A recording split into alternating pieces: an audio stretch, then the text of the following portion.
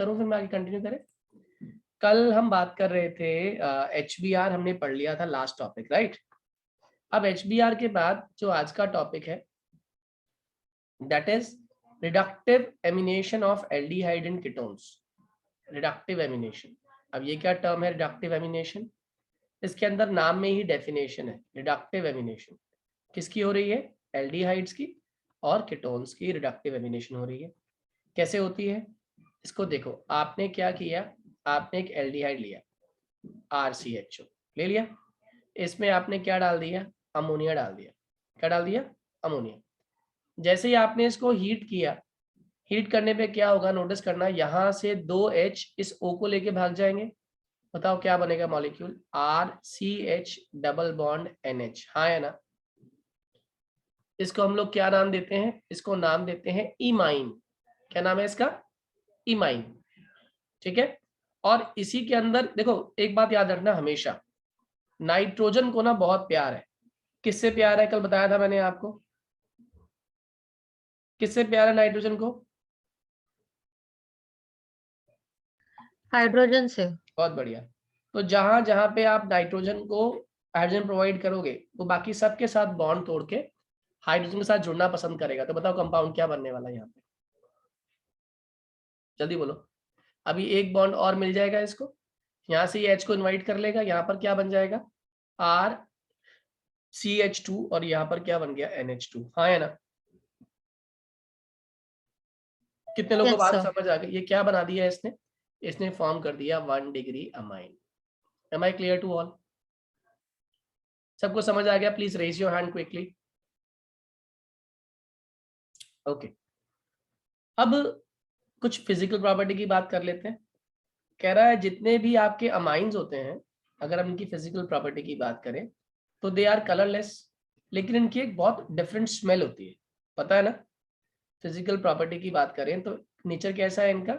ये कलरलेस होते हैं। क्या होते हैं? कलरलेस।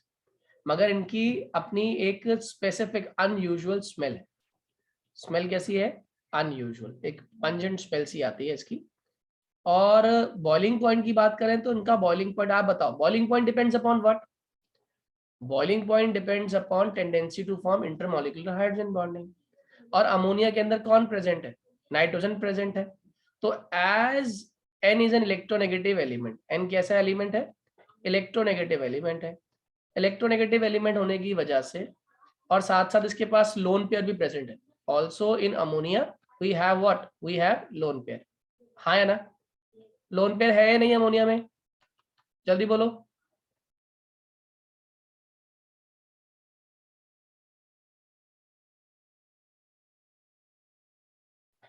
तो इस लोन पेयर की वजह से इट कैन इजीली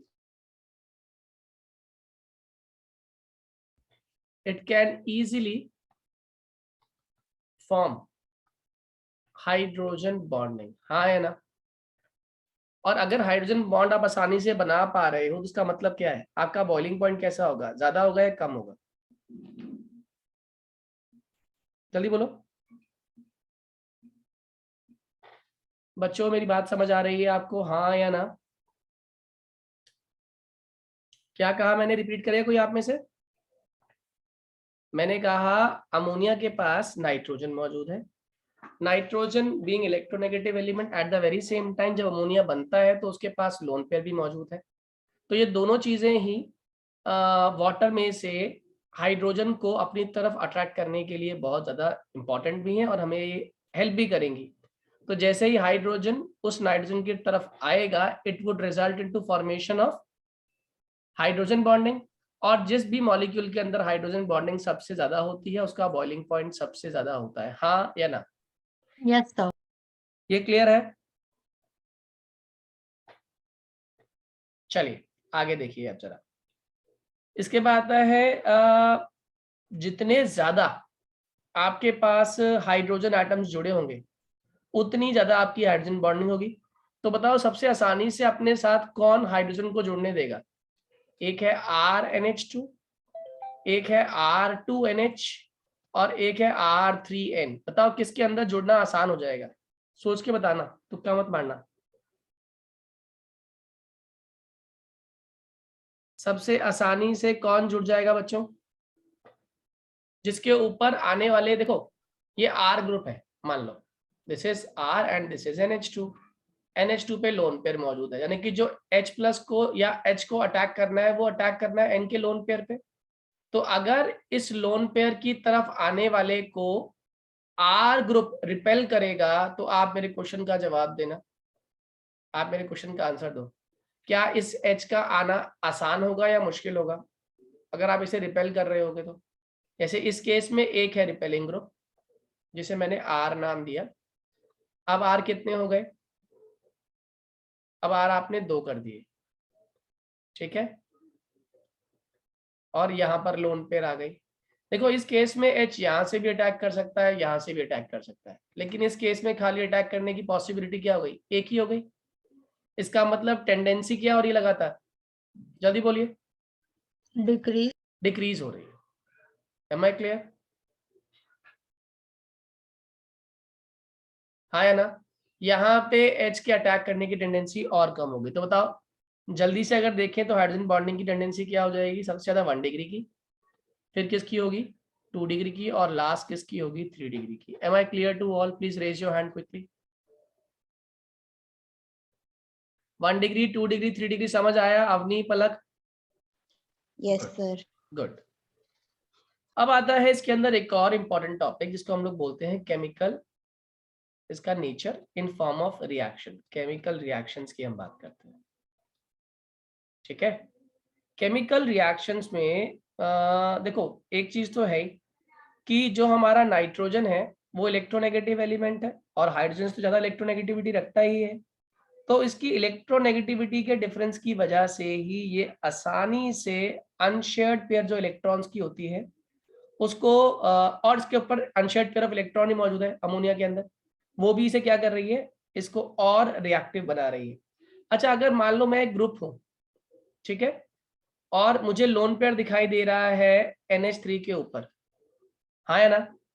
जल्दी बोलो। तो इट मींस मैं कैसा ग्रुप हूं? मैं खुद कैसा बिहेव करूंगा? मैं खुद बिहेव करूंगा न्यूक्लियोफाइल की तरह, हाँ या ना? Why I am nucleophile? क्योंकि मैं किसी पॉजिटिव ग्रुप को अपनी तरफ अट्रैक्ट करूंगा। क्या मेरी बात समझ आ रही है? जिस पर खुद पर लोन पेयर या एक्सेस ऑफ चार्ज होता है वो क्या करता है? एक पॉजिटिव ग्रुप को अपनी तरफ इनवाइट करता है। तो अब देखिएगा जरा, मैंने क्या किया, मैंने एक प्राइमरी अमाइन ले लिया RNH2, इसके ऊपर क्या मौजूद है? लोन पेयर मौजूद है। इस RNH2 में मैंने क्या डाल दिया? HX डाल दिया। क्या डाल दिया? HX, जिसमें H पर चार्ज प्लस और X पर चार्ज क्या होता है? माइनस। आप जानते हो। बताओ कौन किस पर अटैक करेगा? ये H प्लस NH2 पर अटैक कर देगा। बताओ क्या मॉलिक्यूल फॉर्म करेगा? RNH3 पॉजिटिव, हाँ या ना? और इसके साथ X माइनस जुड़ा हुआ है बिकॉज ऑफ कह सकते हैं अट्रैक्टिव फोर्सेस। ये एक सॉल्ट बना के बैठ गया। कल सिखाया था मैंने आप लोगों को, ये एक सॉल्ट है। जैसे आपने इस सॉल्ट को कहीं और भी देखा है? सॉल्ट। हाँ, जैसे आप NH2 को जानते हो, बेंजीन के ऊपर इसे क्या बोलते हैं? एनिलीन। अगर इसी एनिलीन में हम HCl डाल दें तो आप जानते हो इससे क्या फॉर्म होता है? इससे फॉर्म होता है NH3 पॉजिटिव और साथ में क्या जुड़ गया? Dot dot dot Cl minus, हाँ या ना? बेंजीन के ऊपर क्या आ गया? NH3 पॉजिटिव, साथ में क्या आ गया? Cl minus. इसको हम लोग क्या नाम, किस नाम से जानते हैं? इसको बोलते हैं एनिलीनियम हैलाइड। ये क्लोरीन है तो इसलिए इसका नाम हो गया एनिलीनियम क्लोराइड, हाँ या ना? जल्दी बोलो। अब इस एनिलीनियम क्लोराइड में आप नाइट्रोजन की अगर ऑक्सीडेशन स्टेट देखें तो ये 4 बना रहा है बॉन्ड्स, और 4 बॉन्ड स्टेबिलिटी की पहचान बिल्कुल नहीं होती। यानी कि ये N टूटना चाहेगा, अपने आप को नॉर्मलाइज करना चाहेगा।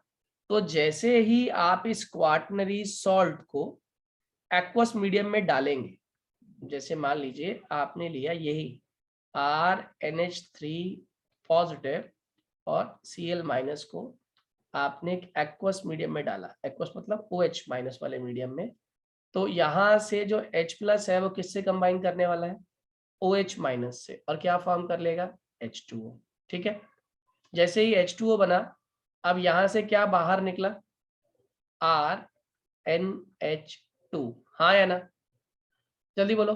RNH2 बाहर निकला और RNH2 बनते ही वो न्यूट्रल हो गया, H2O बन गया, साथ में क्या बाहर निकला, Cl minus. Am I clear to all?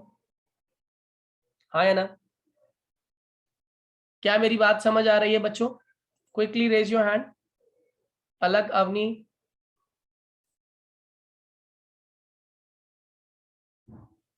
Avani आई दिया बेटे, चलो गुड। अब इसमें एक बात और समझिएगा जरा, अगर मैं आप लोगों से कहूं due to presence of lone pair on ammonia, ये कैसा बिहेव करता है, आंसर होगा ये एक लुईस बेस है। ये लुईस बेस क्यों है? लुईस बेस क्या होते हैं, दे एक्ट एज डोनर्स। और डोनर कौन हो सकता है? जिसके पास इलेक्ट्रॉन की रिचनेस हो। ठीक है, जो इलेक्ट्रॉन रिच होते हैं केवल वही डोनर्स होते हैं। क्या मेरी बात समझ आ गई? हाँ या ना? चलिए आगे समझिए।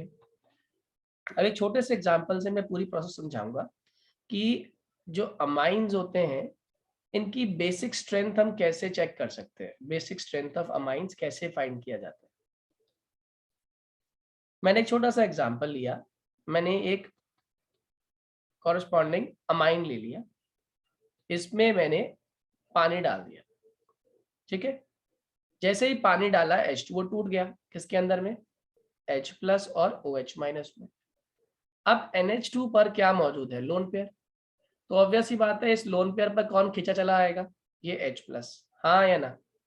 तो बताओ क्या बनने वाला है, ये बनाएगा RNH3 पॉजिटिव और साथ में क्या बनेगा आपके OH माइनस। ओके, अब मैं इस रिएक्शन का K निकालता हूँ, K and K would be equal to product that is RNH3 positive साथ में OH माइनस अपॉन नीचे हो जाएगा RNH2 और साथ में हो जाएगा वाटर। अब वाटर बीइंग प्योर लिक्विड क्या करेगा, ये K के साथ मल्टीप्लाई कर देगा उसको, और K इंटू वाटर इस केस में क्योंकि ये बेस टूट रहा है इसको हम लोग क्या नाम दे देंगे, KB। क्या बोलेंगे इसको, अगर एसिड टूटता तो हम क्या करते, K into water gives Ka, लेकिन ये कौन है, ये एक बेस टूट रहा है इसीलिए K into water gives your KB। क्या मेरी बात समझ आ गई? हाँ या ना? Yes, sir. सबको समझ आ गया है कंसेप्ट? अब एक बहुत छोटी सी बात करूंगा लेकिन एक बहुत इंपॉर्टेंट बात, छोटी मगर इंपॉर्टेंट बात। और इंपॉर्टेंट बात क्या है बच्चों, जैसे जैसे आपको अगर मैथ्स की बात करें तो ये न्यूमरेटर है और नीचे डिनोमिनेटर है। न्यूमरेटर और डिनोमिनेटर का जो रेशियो होता है वो हमारा ये KB रिप्रेजेंट कर रहा है। तो अगर मैं कह रहा हूं कि KB की वैल्यू बड़ी आ रही है, इफ KB इज ग्रेटर, इसका मतलब कौन सी चीज ज्यादा अमाउंट में है, अगर KB की वैल्यू ग्रेटर देन 1 आ रही है, मान लो ग्रेटर देन 1, तो आप मुझे बताओ किसका अमाउंट ज्यादा बन रहा है, जल्दी बोलो। अगर KB की वैल्यू Numerator एक ज़्यादा से बड़ी, denominator वेरी से। गुड वेरी गुड, इसका मतलब है कि numerator is greater than denominator, numerator denominator से ज्यादा बड़ा है।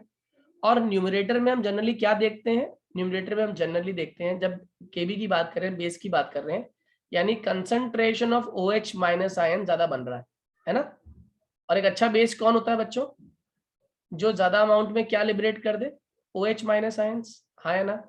क्यों? क्योंकि वो खुद क्या करता है, H प्लस आयंस को एक्सेप्ट करता है। यहाँ दोनों ही वैल्यू ज्यादा बन रही हैं, क्यों बेटे, RNH2 ने H प्लस एक्सेप्ट किया, साथ में OH माइनस लिबरेट हुआ। ओवरऑल जो ये न्यूमरेटर है इसकी वैल्यू बड़ी हो रही है किस कंपैरिजन में, डिनोमिनेटर के कंपैरिजन में। क्या मेरी बात समझ आ रही है? हाँ या ना? Yes, sir. ठीक है, तो अगर न्यूमरेटर डिनोमिनेटर से बड़ा है तो मैं कह सकता हूँ इसका मतलब KB की वैल्यू बड़ी है, और अगर KB की वैल्यू ग्रेटर देन 1 है तो इट मींस जो ये बेस है, ये कैसा बेस है? बेस इज स्ट्रॉन्गर बेस, याद रहेगा। आज के बाद जब कोई भी आपसे पूछे कि स्ट्रॉन्गर बेस की पहचान क्या होती है, क्या लिख कर आओगे? एक स्ट्रॉन्गर बेस वो है जिसके केबी की वैल्यू क्या होती है बच्चों? greater than 1. स्ट्रॉन्गर बेस, है ना। और अगर मैं अब इसी के साथ एक फॉर्मूला और आपको सिखा दूं केबी के साथ ही, जिस फॉर्मूले का नाम है पी के बी, ये भी आपने पढ़ा हुआ है, it is just like P H. तो पी के बी कुछ नहीं है, P K B is minus log के बी। पी के बी क्या होता है? माइनस लॉग के बी। तो इसका मतलब क्या हो गया कि जितना के बी बढ़ता जाएगा उतना ही पी के बी की वैल्यू क्या होती जाएगी? स्मॉलर होती जाएगी, हाँ या ना? Yes, sir. Smaller p K b, stronger base. Clear to all? Please raise your hand, समझ आ गया तो।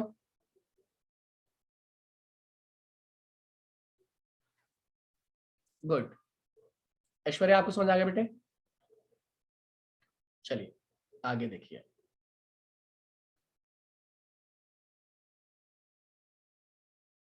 अब इसके बाद आता है कि आप मुझे बताओ एक अच्छा बेस कौन है, जिसको मैं एक सिंपल सी भाषा में कहूं तो where charge gets accumulated, charge gets accumulated and is not allowed to get delocalized, and is not allowed to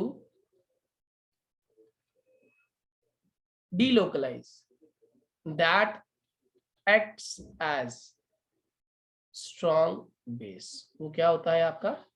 strong base। क्या मेरी बात समझ आ रही है? क्या कहा मैंने? जहां पे चार्ज इकट्ठा हो जाए और जो चार्ज जो इकट्ठा हो रहा है उसको कहीं बिखरने ना दे, वो कैसे काम करता है? That act as strong base. क्या मेरी बात समझ आ रही है? हाँ या ना? तो अगर मेरे पास ऐसे ग्रुप्स हों, more the number of electron donating groups, more will be the accumulation of charge। हाँ या ना? उतना ही चार्ज का क्या बढ़ जाएगा? एक्यूमुलेशन बढ़ जाएगा। जल्दी बोलो, जल्दी बोलो। Hence, more basic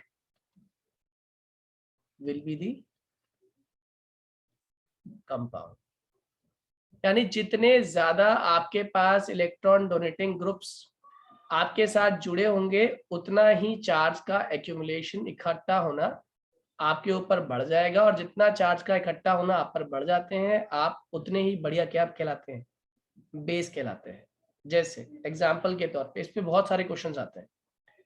NH3 में देखें तो N के पास पहले एक लोन पेयर तो है, लेकिन N को कोई और सपोर्टिव हेल्प नहीं मिल रही, जिसकी वजह से N के ऊपर चार्ज और इकट्ठा हो। तो अमोनिया अच्छा बेस है, इसमें कोई दो राय नहीं है, लेकिन अमोनिया से बेटर बेस RNH2 है। अमोनिया से बेटर बेस कौन है? RNH2। इसका कारण आप जानते हो, RNH2 में एल्काइल ग्रुप जो है ये NH2 की लोन पेयर के साथ साथ प्लस आई इफेक्ट की वजह से चार्ज डेंसिटी को और एनहांस कर रहा है। चार्ज डेंसिटी क्या हो रही है? एनहांस हो रही है। जितना ज्यादा चार्ज डेंसिटी एनहांस होती है उतना ही ज्यादा बेसिक कैरेक्टर बढ़िया हो जाता है। अब मेरे अगले पार्ट को लिखने से पहले आप बता पाओगे कि इसका बेसिक कैरेक्टर बढ़ेगा या कम हो जाएगा? बोलिए, बेसिक कैरेक्टर बढ़ने वाला है या कम होने वाला है? बढ़ने वाला है क्योंकि वेरी 2 गुड। आई ग्रुप्स। क्योंकि अब इसमें कितने ईडीजी हैं? इसमें एक ईडीजी है, इसमें दो ईडीजी है। अगर यहाँ पर 3-3 ईडीजी लग जाते तो और बढ़िया काम हो जाता है इसके साथ इन टर्म्स ऑफ बेसिसिटी। क्यों भाई? इस पर 3 EDG लग गए, और 3 EDG लेने का बेनिफिट समझ आ गया आप लोगों को, हाँ या ना, कि इलेक्ट्रॉन डोनेटिंग ग्रुप ने प्लस आई इफेक्ट की वजह से चार्ज डेंसिटी को एनहांस कर दिया। क्या मेरी बात समझ आ रही है? तो आप मेरे ऑर्डर को बताइए जरा, बेसिसिटी का ऑर्डर क्या हो गया? ऑर्डर ऑफ बेसिसिटी क्या हुआ? सबसे ज्यादा बेसिक कौन? 3 डिग्री, फिर 2 डिग्री, फिर 1 डिग्री, और लास्ट में कौन हो गया हमारा? Amine.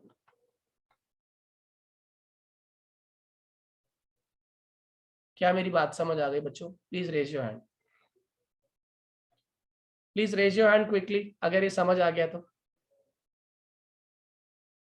Aishwarya, only you are sir left. Amine क्या है? अमोनिया बेसिकली, NH2 NH3, कैसे? ठीक है। अब मेरे एक अगले क्वेश्चन का जवाब आप लोग ही देंगे। अभी तो एक है अमोनिया NH3, ठीक है, एक है अमोनियम आयन NH4 प्लस। बताओ इन दोनों में से ज्यादा बेसिक कौन? NH3 और NH4 4 प्लस। NH4 प्लस ज्यादा बेसिक कभी नहीं हो सकता। क्यों नहीं हो सकता बताओ? पहली बात तो ये डेफिशिएंट है, ये रिच है, इसके पास लोन पेयर है, चार्ज एक्यूमुलेटेड है, जबकि ये चार्ज से डेफिशिएंट है। क्यों बेटे?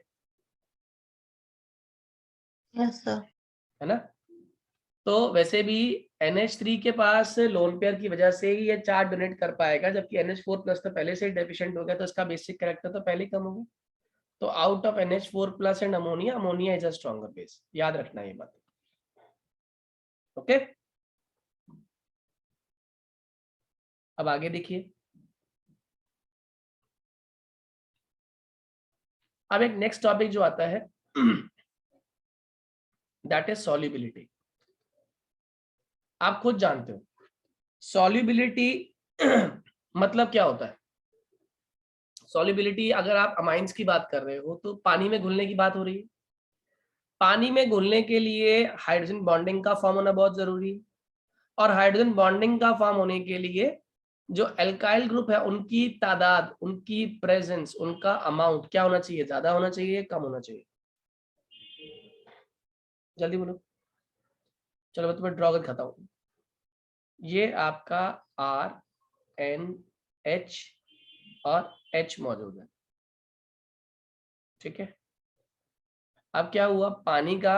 पानी का जो मॉलिक्यूल है वो आके कंबाइन कर जाएगा, हाँ या ना, प्लस चार्ज।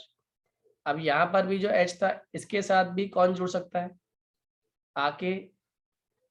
ये भी प्लस चार्ज हो गया, हाँ या ना। ऐसे ही इस वाले H के साथ भी कौन जुड़ सकता है? Water molecule. सॉल्युबिलिटी के चांसेस बढ़ गए या नहीं हुए? जल्दी बोलो। सॉल्युबिलिटी के चांसेस बढ़े या कम हुए?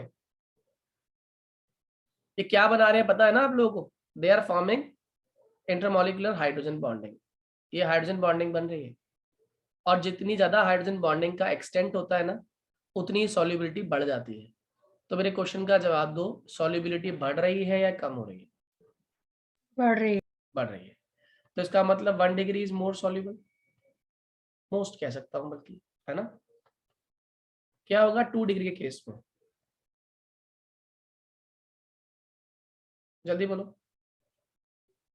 हाइड्रोजन बॉन्डिंग के लिए कम स्पेस बचेगी जिसकी वजह से सॉल्युबल नहीं होगा। सिर्फ एक से बन रही है, इंटरमॉलिक्यूलर हाइड्रोजन बॉन्डिंग का एक्सटेंट कम हो गया, क्योंकि ये ग्रुप क्या हो गए? बल्कि हो गए ना बेटा। यहाँ पे बल्कि सिर्फ एक था, यहाँ पे दो दो बल्कि आ गए, स्टेरिक हिंड्रेंस ज्यादा हो गई, तो 2 डिग्री की सॉल्युबिलिटी कम हो गई। सॉल्युबिलिटी क्या हो रही है? Decrease. Reason tendency to form hydrogen bonding क्या हो रही है? कम होती जा रही है। तीसरा केस, यहाँ पे पहले से ही R मौजूद है ना, बस खाली लोन पेयर मौजूद है। तो इस केस में tendency to form intermolecular hydrogen bonding अगर बनी भी तो due to presence of lone pair, यहाँ पर कोई आगे H2O का H अगर कंबाइन करने लगे इसके साथ इस तरीके से, तो टेंडेंसी बहुत कम हो गई। क्यों बहुत कम हो गई? ये रिपेल करेगा, ये रिपेल करेगा, ये रिपेल करेगा, और अटैक करने के लिए इसके पास कोई ऐसा हाइड्रोजन भी मौजूद नहीं है, तो क्या होगा, 3 डिग्री की सॉल्युबिलिटी सबसे लीस्ट हो जाएगी, हाँ है ना। क्या मेरी बात क्लियर हुई है आप लोगों को? जल्दी बोलिए। खुशी एग्जाम्स हो गए बेटे? Yes sir. चलिए आगे देखिए। तो क्या समझ आ रहा है आपको सॉल्युबिलिटी के केस में? सबसे ज्यादा सॉल्युबल 1 डिग्री, उसके बाद 2 डिग्री, और लीस्ट कौन है सॉल्युबल? 3 डिग्री। ये आपके सॉल्युबिलिटी का ऑर्डर है, आपको पता होना चाहिए, आपसे एग्जामिनर पूछ सकता है, ठीक है। ओके, अब आगे आता है, there are few exceptional cases जो आपको बहुत अच्छे से तैयार करने हैं, और उन एक्सेप्शंस को क्यों एक्सेप्शन कहते हैं यही मैं क्लियर करता हूं आपको। पहले मान लो आपको मैंने ये दिया C2H5 whole thrice N, C2H5 whole twice NH, C2H5NH2 और फिर खाली NH3, ठीक है जी। आपसे पूछा गया बताइए इनका बेसिक स्ट्रेंथ का ऑर्डर क्या है। C2H5 होल थ्राइस N है, C2H5 होल ट्वाइस NH है, C2H5NH2 है, या NH3 है। अब देखा जाए तो what is this? This is representing your R group. ये किसको रिप्रेजेंट कर रहा है? R को। ये भी क्या है? R को रिप्रेजेंट कर रहा है। तो यहाँ पे ये सिंपली क्या हो चुका है? R3N, ये क्या है? R2NH, ये क्या है? RNH2, और ये क्या है आपका? अमोनिया, ठीक है। अगर आपको मैं कंसेप्ट के बारे में बताऊं तो आपको इसका बेसिक कंसेप्ट तो पता है कि जो एल्काइल ग्रुप होते हैं दे helps in enhancing the charge density at the central nitrogen atom because of their plus I effect। Plus I effect की वजह से वो सेंट्रल एटम पर चार्ज डेंसिटी को बढ़ा देते हैं, और जितनी सेंट्रल एटम पे चार्ज डेंसिटी ज्यादा होती है उतना ही बेसिक कैरेक्टर आपका बढ़ जाता है। लेकिन यहाँ सिर्फ और सिर्फ प्लस आई इफेक्ट कारण नहीं है, प्लस आई इफेक्ट के साथ साथ कुछ कमियां भी हैं, कुछ ड्रॉबैक्स भी हैं जो प्लस आई इफेक्ट के साथ आई हैं, और वो है bulkiness of the group, steric hindrance of the group. और स्टेरिक हिंड्रेंस किसको क्या नहीं करने देंगी? बताओ जल्दी से। स्टेरिक हिंड्रेंस किसको क्या नहीं करने देंगी? जल्दी बताइए। एक्वा स्टेट की बात कर रहा हूं मैं। एक्वा स्टेट में क्या बनना बहुत जरूरी है? बोलो ऐश्वर्या, एक्वा स्टेट में क्या बनना बहुत जरूरी है? अरे एक्वा स्टेट में क्या बनना जरूरी है बेटे?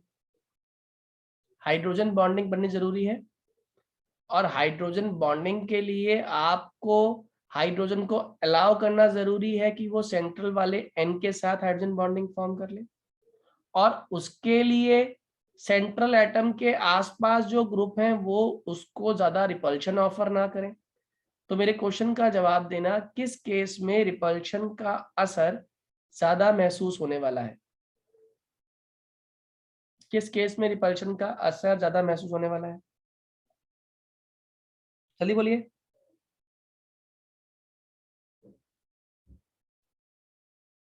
R3N के केस में।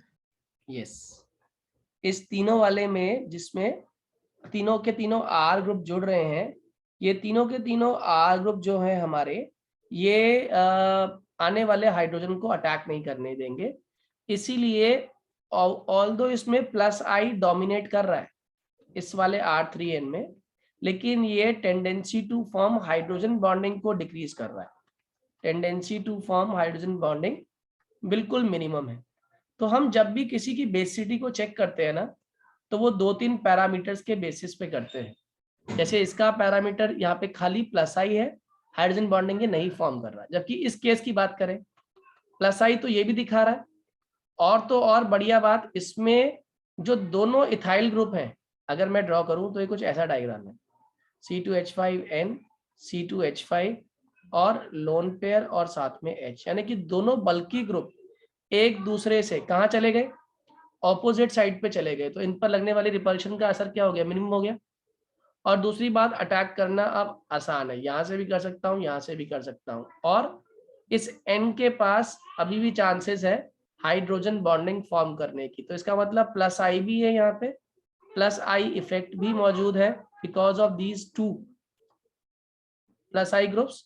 Second factor, tendency to form hydrogen bond is also there. तो मेरे क्वेश्चन का जवाब दो, अच्छा बेस कौन होता है जो आसानी से क्या कर ले, प्रोटोनेशन कर ले, जिस पर चार्ज भी इकट्ठा हो, हाँ या ना। तो आप मेरे क्वेश्चन का जवाब दो, among these two which one is more basic, quickly. और इसमें मिनिमम रिपल्शन भी है ग्रुप्स के बीच में, मिनिमम रिपल्शन बिटवीन ग्रुप्स। चलिए आंसर बताइए, out of these to which one would be more basic in aqueous medium? We are talking in aqueous medium. Quickly बताइए, जल्दी बोलो। C2H5 whole twice NH। बहुत बढ़िया।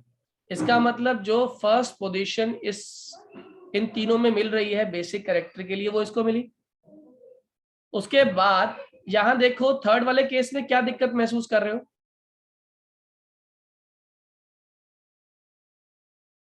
थर्ड वाले केस में इसमें क्या दिक्कत महसूस हुई आप लोगों को, बताओ जल्दी से।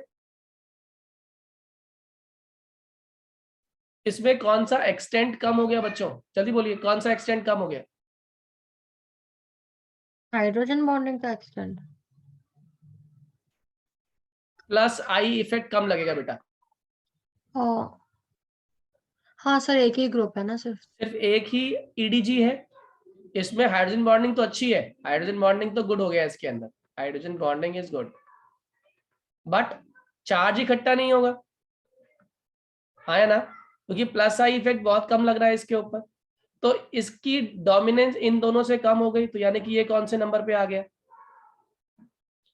ये थर्ड पर आ गया, ये सेकंड पर आ गया, और अमोनिया में क्या बिल्कुल भी नहीं है, एल्काइल ग्रुप है ही नहीं, तो प्लस आई इफेक्ट है ही नहीं, तो बताओ ऑर्डर क्या बन के आया सामने,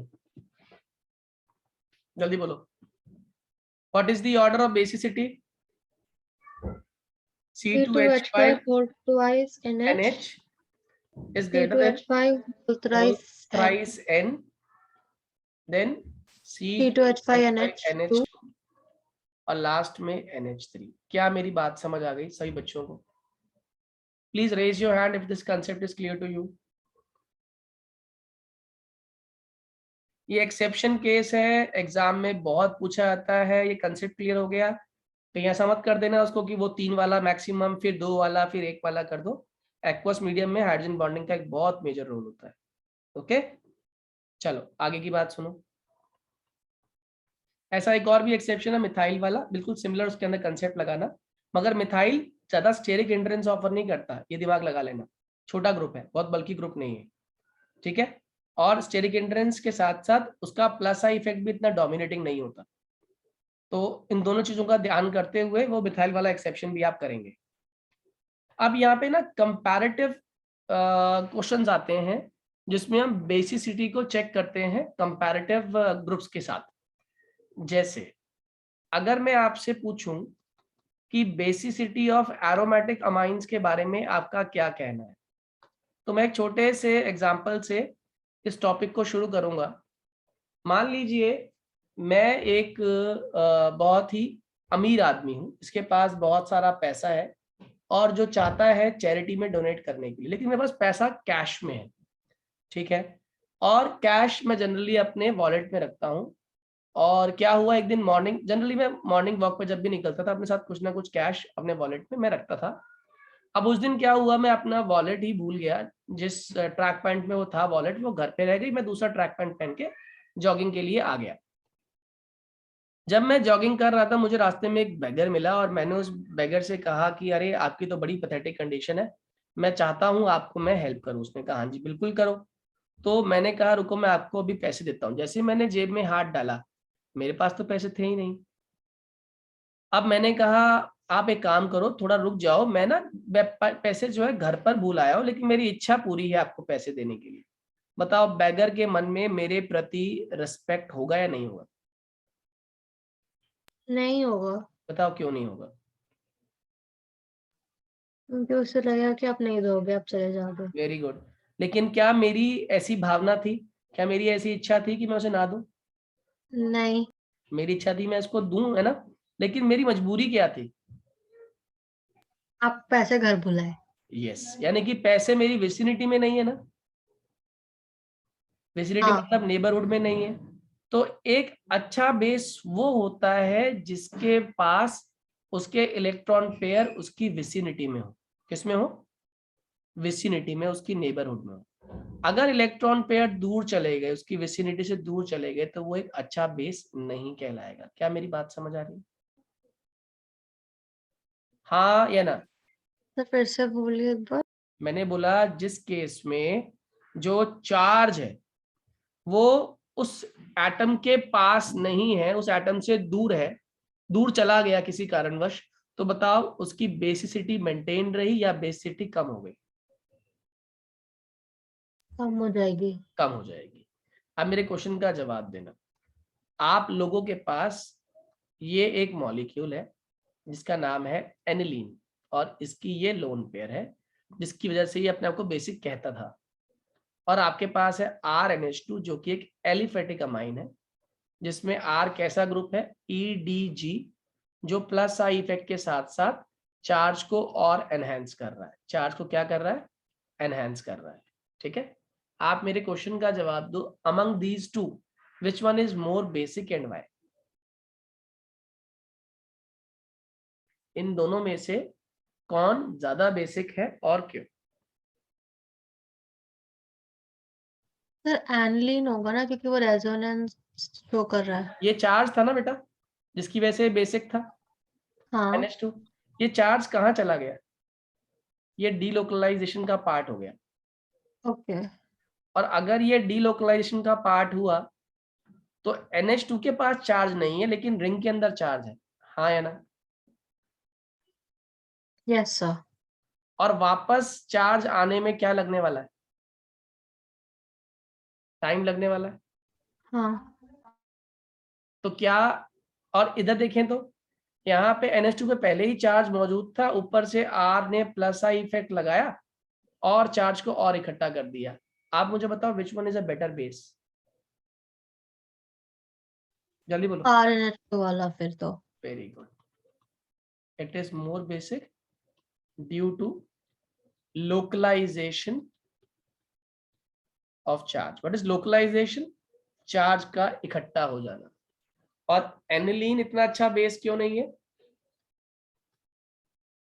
एनिलीन में क्या हो रही है? चार्ज की डीलोकलाइजेशन। हाँ या ना? जल्दी बोलो। Yes sir. Sir basically opposite है ना एसिडिक कैरेक्टर का। हाँ और क्या, एसिडिक कैरेक्टर का मतलब क्या होता है? चार्ज को विड्रॉ करना। और बेसिक कैरेक्टर का मतलब क्या होता है? चार्ज को एक्यूमुलेट करना, चार्ज को इकट्ठा करना। जितना ज्यादा चार्ज इकट्ठा होता जाएगा उतना ही आप बेसिक होते जाओगे। इसमें क्या बन रही है? बहुत सारी कैनोनिकल फॉर्म्स बनेंगी इसमें। हाँ या ना? कैनोनिकल फॉर्म्स का मतलब ही क्या होता है? चार्ज का डिस्पर्सल। चार्ज का डिस्पर्सल। और जितना चार्ज का डिस्पर्सल होता है उतना ही लेस होता है उसका बेसिक कैरेक्टर। क्या मेरी बात समझ आ रही है बेटे? यस। ओके, चलो अगला क्वेश्चन पूछता हूं। आपको दिया हुआ है एनिलीन, जो कि ये होता है, और आपको दे दिया एनिलीनियम आयन, जो कि ये होता है। आप मुझे बताओ इन दोनों में से ज्यादा बेसिक कौन है?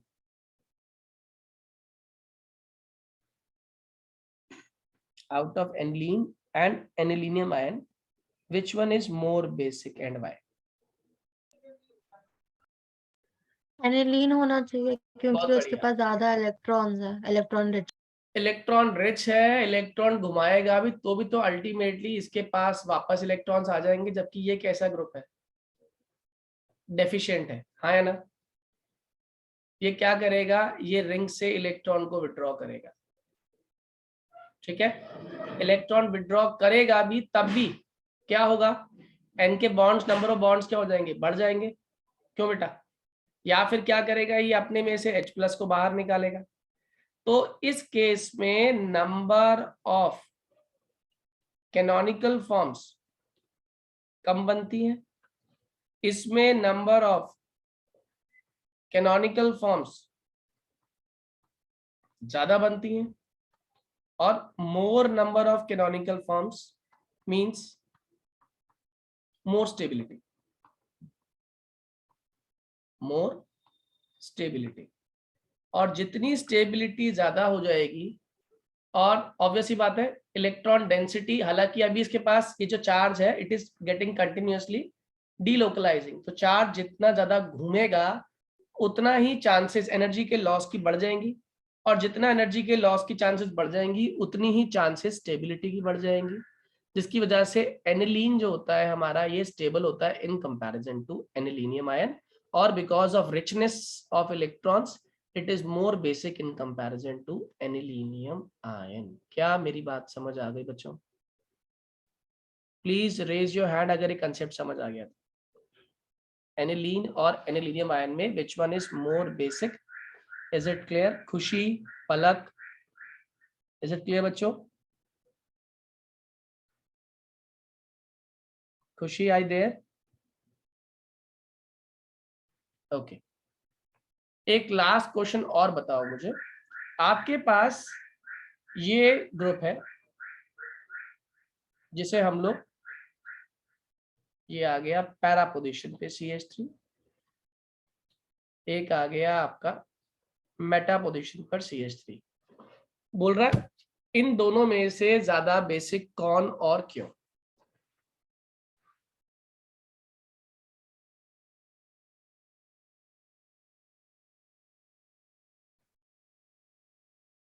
जल्दी बोलो।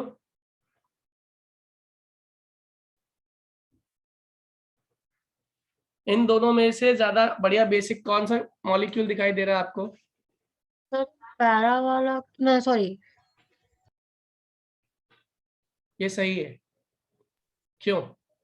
ये भी इलेक्ट्रॉन पेयर दे रहा है, ये भी इलेक्ट्रॉन पेयर दे रहा है, चार्ज का एक्यूमुलेशन हो रहा है, हाँ या ना। यस सर, ये चार्ज दे रहा है, और चार्ज की जो प्रोमिनेंस देखी जाती है वो कहाँ देखी जाती है, ऑर्थो पैरा ऑर्थो पर।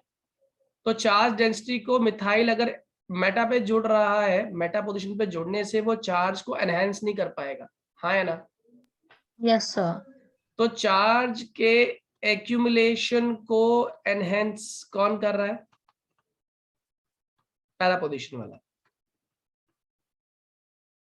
ठीक है। और मेटा से चार्ज एक्यूमुलेशन को आप एनहेंस नहीं कर पाएंगे।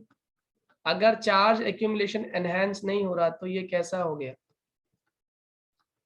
ये लेस बेसिक, और ये क्या हो गया, मोर बेसिक। क्या मेरी बात समझ आ गई बेटा? प्लीज रेज योर हैंड अगर कंसेप्ट अब तक जितने कराए सारे क्लियर हो गए तो। बहुत बढ़िया, ठीक है, आज हम इस टॉपिक को इतना ही रखते हैं।